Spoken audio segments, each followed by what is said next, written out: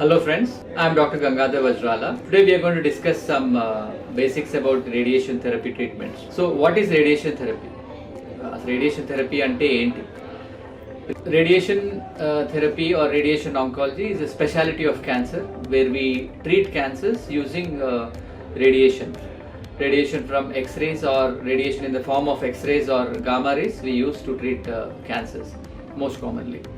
We use other kinds of radiations like electrons or protons also in some special cases. Generally, radiation is used in more than 2/3 of all the cancers, either in before surgery or as a radiation as a standalone treatment or after surgery, along with chemotherapy also in some cases. So the purpose of radiation is to either cure the cancer or to take care of the symptoms caused by the cancer.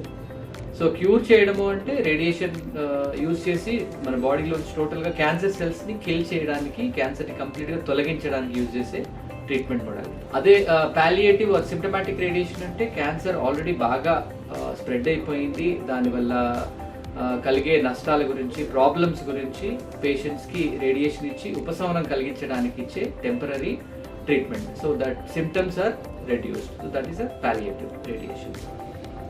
So inkokati entante radiation can be used to also for non cancer tumors ante malignant tumors ante oka daggara nunchi inko daggara spread avve chances undevi lekapothe treatment chesina kuda malli vache chances untayi, vaatni malignant or cancerous tumors antamu. Benign tumors ante avi inkoka daggara nunchi inkoka daggara vellalevu, ఇంకొకటి treatment అయిపోయిన తర్వాత recurrence chances చాలా తక్కువగా ఉంటాయి. So ఈ రెండు రకాల tumours లో కూడా, అంటే బినైన్ అండ్ మాలిగ్నెంట్ ట్యూమర్స్ లో కూడా రేడియేషన్ థెరపీ మనం యూజ్ చేయొచ్చు.